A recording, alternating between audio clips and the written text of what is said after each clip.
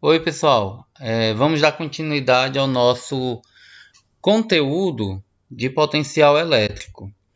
Só para a gente lembrar, na aula passada nós falamos sobre, definimos o potencial elétrico, que ele é a razão entre a energia potencial elétrica armazenada por uma carga de prova em um determinado ponto do espaço e essa carga de prova, ou seja, o potencial elétrico é energia dividido pela carga de prova. Mas o potencial elétrico ele não depende dessa carga de prova. Ele vai ser dado pelo produto da constante eletrostática do meio e a carga geradora de campo dividido pela distância da carga geradora até o ponto P, certo? Então a definição de potencial elétrico é essa. A gente pode fazer a razão entre a energia potencial e a carga de prova ou o produto da constante eletrostática pela carga geradora dividido pela distância. E o potencial, quando eu tenho várias cargas elétricas num determinado espaço, em um ponto P, o potencial elétrico dessa carga vai ser definido pelo potencial de cada uma dessas cargas individualmente. Então, o potencial elétrico resultante no ponto P é dado pela soma da contribuição de cada uma das cargas do sistema. Portanto, é possível calcular o potencial elétrico em um dado ponto do campo pela soma algébrica dos potenciais elétricos gerados em cada uma das cargas do sistema. O que quer dizer essa soma algébrica? Quer dizer que o que a gente vai estar considerando é o potencial elétrico em si. Lembrando que o potencial elétrico ele é uma grandeza escalar e não vetorial. Então a gente vai considerar como potencial positivo o potencial elétrico gerado por uma carga positiva e o potencial negativo, o potencial elétrico gerado por uma carga negativa. E o sinal do potencial elétrico ele vai ser levado em conta, certo? Então a soma algébrica é a soma dos valores, seja positivo ou negativo. E ela é dada através disso daí, ó. O V, o potencial elétrico resultante, é dado pela soma do potencial elétrico da carga 1, mais o potencial da carga 2, mais o potencial da carga 3, e assim sucessivamente, até o potencial da carga N. Então é V1 mais V2 mais V3 mais V4 mais V5. Independente do número de cargas que você tiver, você sempre vai somar os potenciais elétricos de cada um individualmente. Lembrando que a gente sempre leva em conta o sinal da carga elétrica como consequência do potencial elétrico, nesse caso. Nós vimos num condutor eletrizado, né, a gente estudou o condutor eletrizado lá no campo elétrico, e a gente vê algumas propriedades desse condutor eletrizado, que internamente o campo elétrico é zero, que na superfície ele é a metade da constante vezes a carga geradora dividido pelo raio, quando eu tenho um condutor esférico. A gente vê algumas propriedades. Então a gente vai ver agora as propriedades do condutor eletrizado em equilíbrio com relação ao potencial elétrico. Então um corpo condutor eletrizado ou não, ele estará em equilíbrio eletrostático quando não há uma movimentação ordenada de cargas elétricas nesse corpo. Então, se não tem movimentação de cargas elétricas nesse corpo, ele está em equilíbrio eletrostático, ou seja, todas as cargas que eu tiver em excesso, caso ele esteja eletrizado, vão estar em repouso, não vão estar em movimento aí na superfície desse condutor eletrizado. Então, nesse caso, a gente conclui o quê? Que as cargas elétricas em excesso distribuem-se pela superfície externa e aí permanecem em repouso, que eu acabei de dizer. Elas vão se distribuir, certo? Através de toda essa superfície e vão permanecer em repouso. Observem que na região mais pontiaguda eu tenho um acúmulo maior de cargas e na região menos pontiaguda, eu tenho um espalhamento, um acúmulo menor de carga. Isso devido ao que a gente já tinha comentado do poder das pontas. O campo elétrico em todos os pontos internos do corpo é nulo, certo? Em qualquer ponto dentro do condutor, eu tenho um campo elétrico nulo. O potencial elétrico em qualquer ponto do corpo interno ou em sua superfície é sempre constante, não muda, certo? Diferente do campo elétrico, o potencial elétrico dentro do corpo é diferente de zero e ele não muda. A concentração de cargas elétricas na superfície do corpo é maior em regiões pontiagudas, o que acabei de falar, poder das pontas. E o vetor campo elétrico em todos os pontos da superfície é perpendicular à superfície do corpo. Nós já vimos isso também lá nas superfícies equipotenciais, que o vetor campo elétrico é sempre perpendicular à superfície do corpo. Quando nós temos um condutor esférico, certo? Como esse daí, um raio R, um condutor com uma carga espalhada através dele, como não tem nenhuma parte pontiaguda, eu vou ter que a carga elétrica ela vai se distribuir igualmente em todo esse condutor. Não vai ter um acúmulo de carga, nem um espalhamento de carga em nenhum ponto. Ela vai estar distribuída igualmente ao longo desse condutor eletrostático, no caso esférico. No caso de um condutor esférico de raio R eletrizado, o potencial elétrico em qualquer ponto dentro ou na sua superfície é dado através dessa fórmula. V igual a K, que é a constante eletrostática do meio, vezes o Q? A carga geradora de campo, dividido pelo R, que é o raio da esfera, ou seja, KQ sobre R, bem parecido com a fórmula do potencial eletrostático de uma carga pontiforme. A diferença aí é que a gente tem o raio ao invés da distância.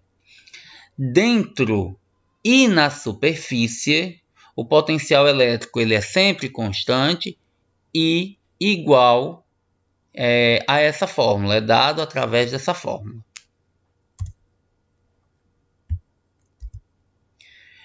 Num ponto P qualquer, a uma determinada distância D do centro da esfera, observem que é do centro da esfera, eu nunca considero a superfície da esfera, eu vou considerar a distância do ponto P até o centro da esfera. Ela vai ser dada através da formulazinha que a gente já conhece, V igual a KQ sobre D, onde esse D é a distância do ponto P ao centro da esfera, como eu falei. Importante, eu venho sempre falando isso, né? É importante lembrar que no potencial elétrico, o sinal da carga elétrica é levado em consideração. Lá no campo elétrico, a gente não precisava, para determinar a intensidade, a gente não precisava levar tanto no potencial como tanto no campo elétrico como na força elétrica, a gente não precisava levar em consideração o sinal da carga elétrica, a gente sempre considerava o módulo. Aqui não, aqui a gente vai levar em consideração o potencial elétrico e a gente vai fazer um exemplo relacionado a isso. Nós já vimos o campo elétrico uniforme lá quando a gente está falando do campo elétrico. O campo elétrico uniforme são linhas espaçadas, igualmente espaçadas, com o mesmo potencial, a mesma intensidade de campo elétrico em qualquer ponto dentro dessa região entre as placas. Isso é o campo elétrico uniforme. Mas imagina a seguinte situação, você coloca uma determinada carga positiva no ponto A, próxima à placa positiva. O que é que vai acontecer? nesse ponto, ele possui um determinado potencial elétrico que vai fazer com que ele se desloque ao longo desse campo elétrico uniforme, saindo do ponto A e chegando no ponto B, por exemplo.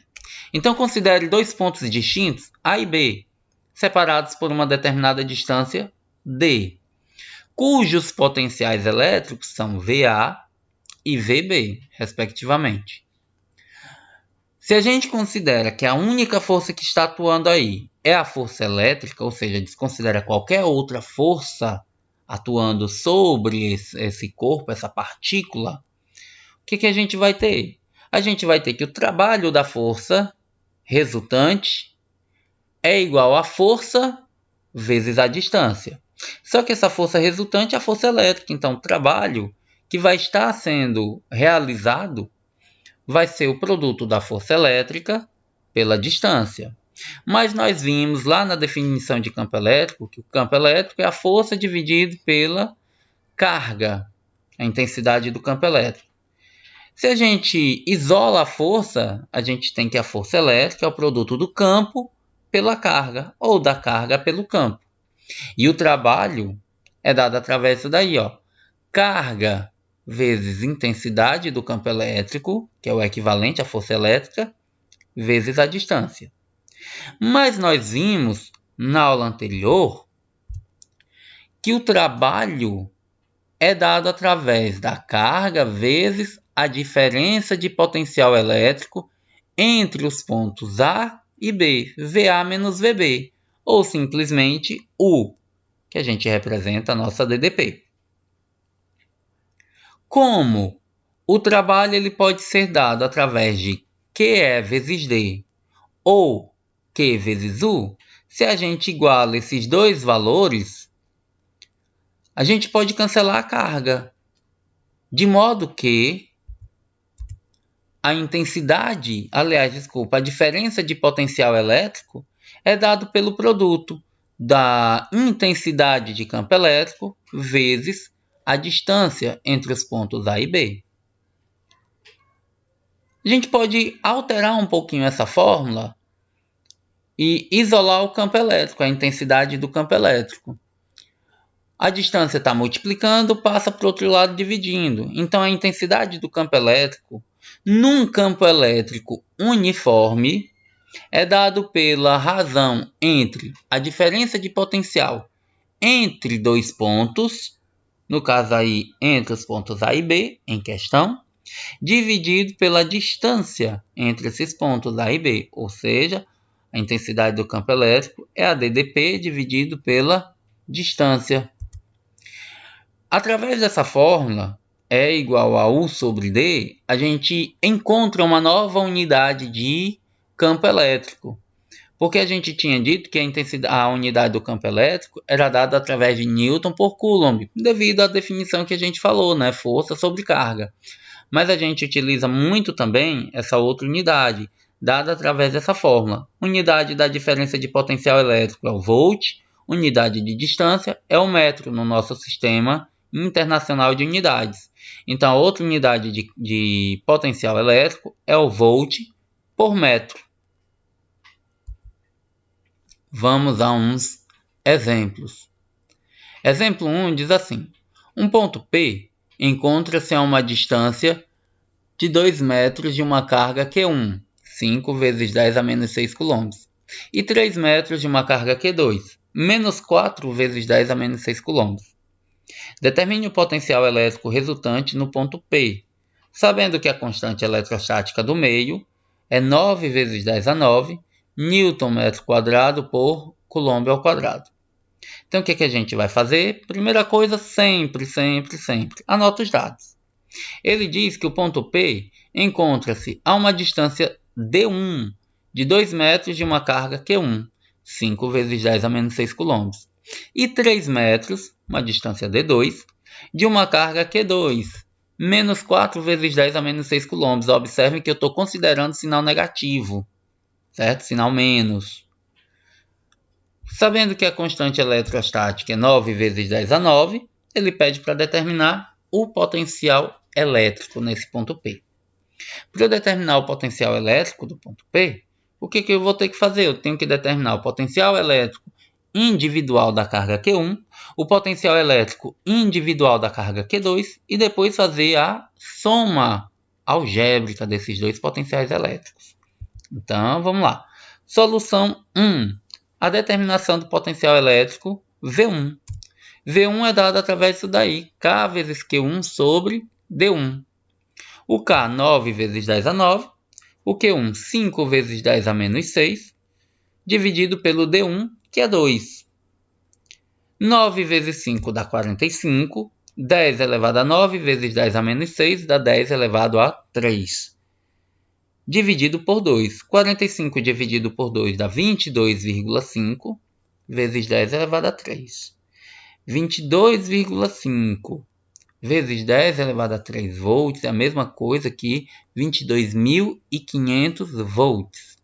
Esse 10 elevado a 3 a gente pode substituir por um múltiplo que a gente chama de quilo, o K, o símbolo, né, que a gente utiliza para o quilo é o K. Então, o potencial 1 é 22,5 kV. O potencial 2, aliás, a solução 2, a gente vai determinar o potencial 2. V2 igual a K vezes Q2 sobre D2. O K continua sendo 9 vezes 10 a 9, vezes o Q2 menos 4, vezes 10 elevado a menos 6, dividido por 3. 9 vezes menos 4, mais com menos dá menos. 9 vezes 4, 36. 10 a 9 vezes 10 a menos 6 dá 10 elevado a 3, dividido por 3. Menos 36 dividido por 3, menos com mais dá menos. 36 dividido por 3 dá 12. Então, menos 12 vezes 10 elevado a 3 volts. Da mesma forma, o 10 elevado a 3 é 1000. Então, esse 1000 a gente vai simbolizar por quilo. Então, fica menos 12 kV. Como eu tenho que determinar o potencial resultante, ele é dado pela soma algébrica, então o potencial resultante é dado por V1 mais V2. O V1, 22,5, mais o V2, menos 12. Mais com menos dá menos. 22,5 menos 12 dá 10,5 kV. É a nossa intensidade do potencial elétrico resultante no ponto P devido às cargas Q1 e Q2. Exemplo 2. O campo elétrico entre duas placas carregadas é uniforme e possui intensidade igual a 800 volts por metro. Sabendo que a distância que separa as placas é de 40 centímetros, qual é a diferença de potencial elétrico existente entre as placas carregadas? Bem facinho essa questão. Vamos anotar os dados. Ele me diz que o potencial elétrico entre os pontos é de 800 volts. Ou no caso, né, entre as placas carregadas, é de 800 volts por metro. Olha, ele já está usando aí a nova unidade que a gente aprendeu. A distância entre as placas é de 40 centímetros, 0,4 metro. E ele pede para determinar a diferença de potencial entre as placas, o U. Para determinar a diferença de potencial entre as placas, eu utilizo o que a gente acabou de ver no campo elétrico uniforme. U igual a E vezes D. O E é 800, o D 0,4. 800 vezes 0,4 dá 320 volts. É a diferença de potencial entre essas duas placas carregadas. Exemplo 3 e último diz assim: uma esfera condutora de diâmetro igual a 60 cm encontra-se carregada com carga Q igual a 2 vezes 10 a menos 7 km. Sabendo que K, a constante eletrostática do meio, é 9 vezes 10 a 9 Newton vezes metro quadrado por quilômetro quadrado, determine a intensidade do campo elétrico e do potencial elétrico no interior da esfera. A gente agora tem uma esfera condutora, né? Primeira coisa sempre, anota os dados. O diâmetro da esfera é de 60 centímetros. 6 vezes 10 a menos 1 metro, ou 0,6 metro. Aqui eu vou trabalhar com notação científica. A carga, 2 vezes 10 a menos 7 coulombs. E a constante eletrostática do meio, 9 vezes 10 elevado a 9 Newton metro quadrado por coulomb ao quadrado. Ele quer que você determine a intensidade do campo elétrico e do potencial elétrico no interior da esfera. Para isso, eu não posso trabalhar com diâmetro, eu tenho que trabalhar com o raio da esfera. Então, eu vou ter que determinar o raio da esfera também. Primeira solução é encontrar o raio da esfera. Lá na matemática, a gente já sabe que o raio é a metade do diâmetro, ou seja, é o diâmetro dividido por 2. O diâmetro é 6 vezes 10 a menos 1 dividido por 2. 6 dividido por 2 dá 3, então fica o raio 3 vezes 10 a menos 1 metro. O campo elétrico, a gente já sabe quanto é o campo elétrico no interior de um corpo condutor eletrizado, qualquer corpo. O campo elétrico é sempre zero, é nulo. Então, no interior de um condutor eletricamente carregado, a intensidade do campo elétrico é zero. E o potencial elétrico é diferente de zero, porém constante sempre. E dado através disso daqui, ó. Constante vezes carga dividido pelo raio. Constante eletrostática, 9 vezes 10 a 9, vezes a carga, 2 vezes 10 a menos 7, dividido pelo raio, 3 vezes 10 a menos 1. Por que aqui eu deixei o raio em notação científica, mas no problema anterior não? Porque aqui eu tenho várias notações científicas, então é melhor trabalhar com notação científica do que com número decimal. Tá certo? Então, 9 vezes 2, 18. 10 elevado a 9 vezes 10 a menos 7 dá 10 elevado a 2. 18 vezes 10 elevado a 2 dividido por 3 vezes 10 a menos 1. 18 dividido por 3 dá 6. 10 elevado a 2 dividido por 10 elevado a menos 1 é 10 elevado a 3. A gente já sabe que esse 10 elevado à terceira é 1000. E 1000 a gente representa pelo quilo. Então, potencial elétrico é 6 kV. Turma, era isso que eu queria passar para vocês sobre potencial elétrico. Um grande abraço e até a nossa próxima aula.